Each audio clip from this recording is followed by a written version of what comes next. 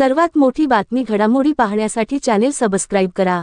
निवडणूक आयोगाने काही जिल्ह्यातील नगरपरिषदा आणि नगरपंचायतींच्या निवडणुका पुढे ढकलल्यानंतर शिवसेना शिंदे गटाने आक्रमक भूमिका घेतली आहे।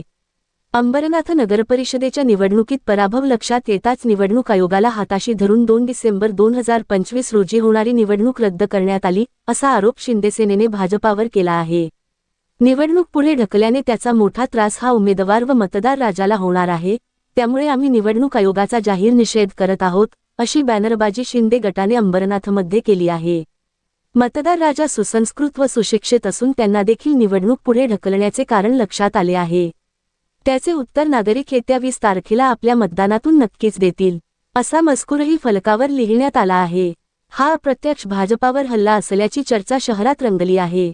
अंबरनाथ नगरपरिषद निवडणुकीत भाजपा विरुद्ध शिवसेना शिंदे गट असा सामना रंगला आहे। राज्यात स्थानिक स्वराज्य संस्थांच्या निवडणुकांची धामधूम सुरू असताना शिंदे गटातील अनेक पदाधिकारी ठाकरेंच्या सेनेत प्रवेश करीत आहेत। गेल्या 2 दिवसांत शिंदेंच्या 100हून अधिक पदाधिकाऱ्यांनी ठाकरेंची कास धरली आहे। त्यामुळे मातोश्रीवर पक्षप्रवेशांची लगबग दिसून येत असून कार्यकर्त्यांची गर्दी वाढत आहे। एकनाथ शिंदे यांचा गड मानल्या जाणाऱ्या ठाण्यातील उपविभाग प्रमुख आबा मोरे यांनी आपल्या कार्यकर्त्यांसह ठाकरे गटात प्रवेश केला आहे।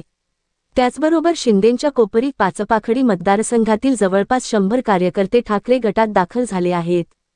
त्याशिवाय शिंदे गटाचे नवी मुंबईतील सहसंपर्क प्रमुख शिरीष पाटील यांनी देखील आपल्या शेकडो समर्थकांसह मशाल हाती घेतली आहे। शिंदेंच्या सेनेत गेलेले आमचे अनेक नेते आणि पदाधिकारी आगामी काळात घरवापसी करतील, असा विश्वास ठाकरे गटातील नेत्यांनी व्यक्त केला आहे।